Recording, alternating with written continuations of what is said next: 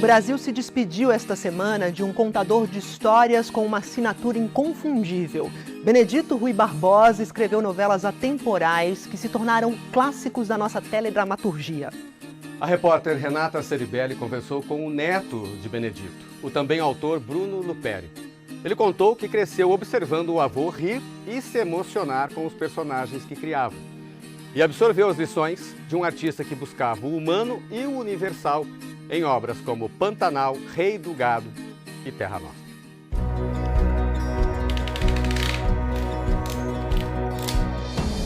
Benedito Rui Barbosa levou para as novelas um Brasil que ainda era pouco conhecido pelos brasileiros. Retratou as influências da imigração na nossa cultura. Trouxe para a sala de casa vocabulário e sotaques do interior do país. Deixa o país sofrer, mãe. E transformou paisagens em personagens de suas histórias.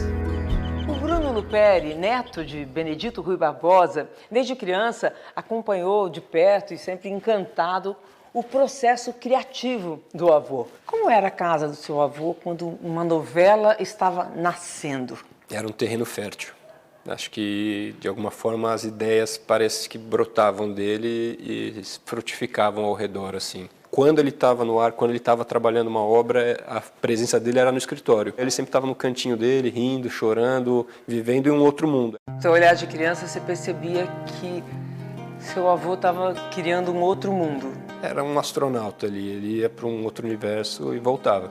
E o avô que ele foi um avô extraordinário, um contador de história dentro de casa e de histórias incríveis, assim. Ele contava a história da vida dele para vocês?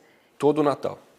Todo Natal era de praxe a gente sentar, a árvore de presente, recheada de presente, os netos todos esperando avidamente para abrir o presente. E ele, não, agora é hora de contar da minha família, porque muito próximo desse período foi a época que ele perdeu o pai dele. E aí parava para contar a história da vida dele. Com dor, com orgulho? Ele contava sempre com a dor. A ausência do pai dele foi uma presença muito marcante na vida. Tanto que, na minha interpretação, o Velho do Rio é isso, né? Acho que o cerne do Pantanal, esse pai que ele perdeu aos 12 anos, vai se materializar no José Leôncio com o Velho do Rio, né? Essa expectativa de ver o pai voltar. Levanta, filho.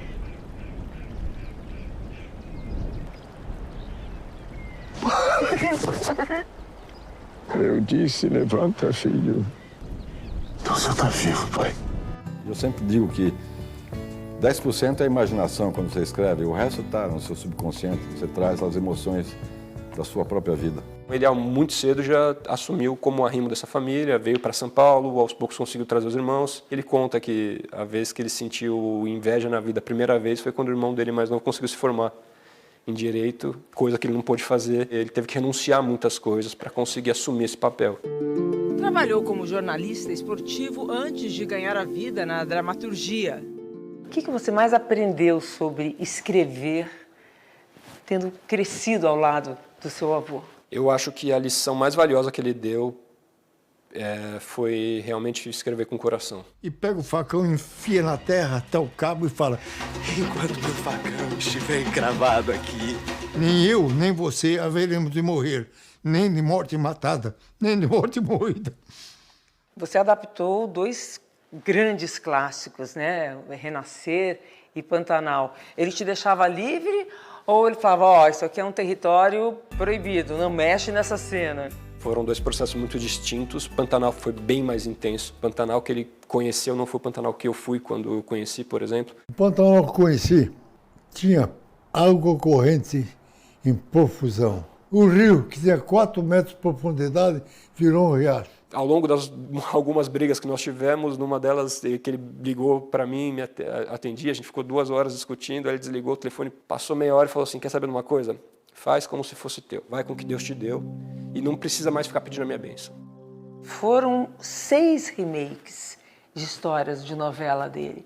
É muita coisa, né? O que isso mostra? Acho que nasce clássico, né? Acho que a obra dele, o que ele escrevia já nascia um clássico e o tempo comprova isso, né? Ele sabia enxergar na simplicidade do brasileiro a complexidade humana. E ele colocou isso nos personagens dele de forma brilhante. Eu acho que assim, ele enxerga o Brasil e ele se orgulhava desse país. Benedito foi uma fonte de aprendizado para quem interpretava suas histórias. Eu aprendi mais sobre a alma humana, sobre as emoções humanas, sobre o que eu era capaz de fazer como atriz. Ele me ensinou muito e vai deixar muita saudade. Conheci o autor Rui Barbosa durante a primeira novela Pantanal. Eu tinha sido convidado para fazer um solo de viola acompanhando o Sérgio Reis, mas eu sonhava um pouco mais assim, né? Falei para ele isso. Ele falou, você quer participar da novela? Eu quero, né? Falou, então, fez um texto, falou, vai ali assim, decora e volta e me fala isso aqui. Caí nas graças do Rui Barbosa. Para um violeiro, isso é muita sorte, hein? Foi caçar o Marruai. Ele fazia tudo ficar encantado. Ele era um criador nato, ele estava assim, beliscando um cacau, dali ele dava um nome para um cacau, dava um nome para outro, aí ele ficava espichando. Ó, João, esse aqui é o João, esse aqui é o Pedro, esse aqui é o Paulo. E já estava ali criando personagens.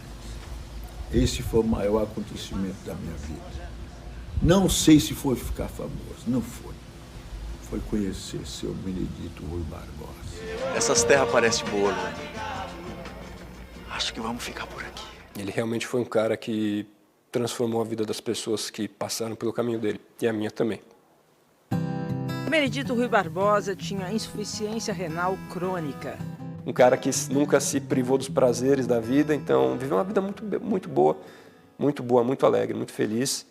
E foi um cara realizado, ele teve a sorte de viver os sonhos que ele sonhou. Ele deixou alguma coisa inédita? Capítulos, ideias, novela? Tem uma novela, não tem? Ele tem algum material que não foi para o ar.